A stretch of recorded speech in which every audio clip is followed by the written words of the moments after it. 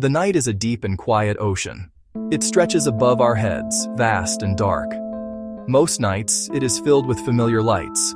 The steady glow of the moon. The distant, cold fire of the stars. We know their names.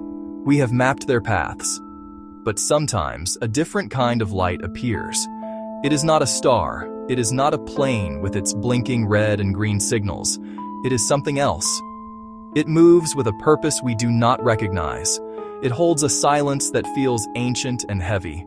This single silent light hangs in the darkness, a question mark against the velvet black of space. This sight is not new.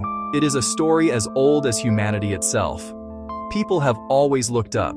They have always seen things that defied their understanding. In the flickering light of a campfire, they told tales of what they saw. They tried to capture the strangeness in songs. On cave walls, they felt a sense of awe. They felt a sense of smallness in the face of the great, unknown sky. The feeling is universal. It crosses cultures. It bridges millennia. It is the quiet, persistent feeling that we are not alone, and that we are being observed from a place far beyond our reach. The experience is deeply personal. It begins with a glance upward, a casual look at the night sky. Then, the mind struggles to categorize what the eyes are seeing.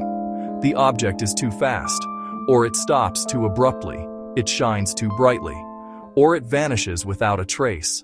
There is no sound, no roar of an engine, no sonic boom, just a profound and unnerving silence. The world seems to hold its breath in that moment. The ordinary hum of life fades away, replaced by the intensity of that one inexplicable point of light, moving with an intelligence that feels both alien and deliberate. We are a species defined by our curiosity. We build telescopes to peer into the farthest corners of the universe. We send probes to distant planets. We listen for faint signals from the cosmos. We are searching for answers. We are searching for connection. But what if the search is a two-way street? What if, while we are looking out, something else is looking back?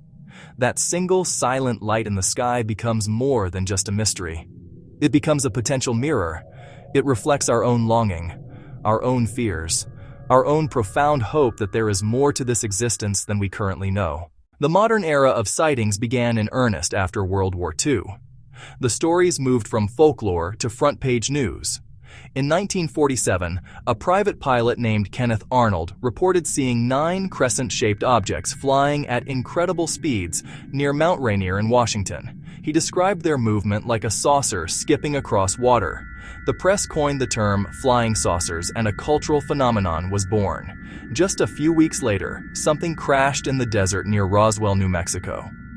The military initially announced they had recovered a flying disc, only to retract the statement a day later, claiming it was a simple weather balloon.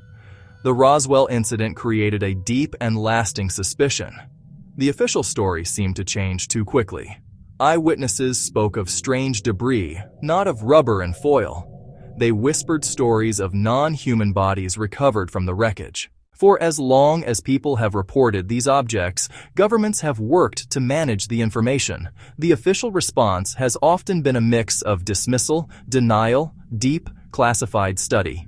In the early 1950s, a wave of sightings over Washington, D.C. prompted the U.S. Air Force to create Project Blue Book. Its mission: investigate UFO reports and assess national security risk. Over nearly 2 decades, it collected over 12,000 reports.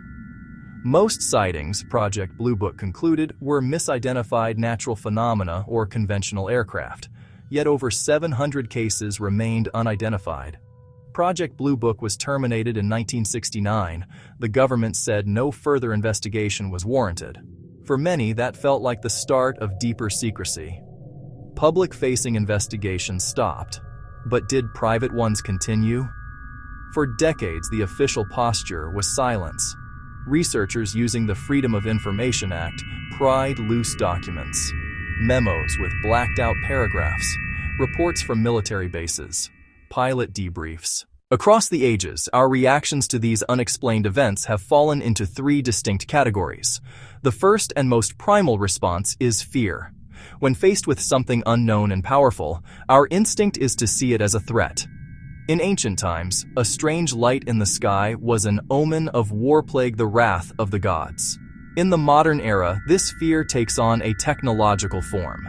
We think of invasion, colonization, advanced weaponry that could overwhelm us in an instant. This fear drives a desire for defense, for secrecy, for control. It urges us to prepare for the worst, to treat the unknown visitor as a potential enemy. The second response is denial. For many, the idea of non-human visitors is too disruptive to their worldview. It is easier to believe every sighting is a mistake. Every pilot is confused. Every video is a trick of the light. Every video is a computer-generated fake. We stand at a unique moment in this long and mysterious story. The evidence is no longer confined to ancient myths or grainy photographs. It now includes high-resolution sensor data, testimony from credible military personnel, official acknowledgments from government bodies. The conversation has moved from the fringes to the halls of power. And yet, the fundamental questions remain unanswered. We have moved from asking if something is happening to asking what is happening.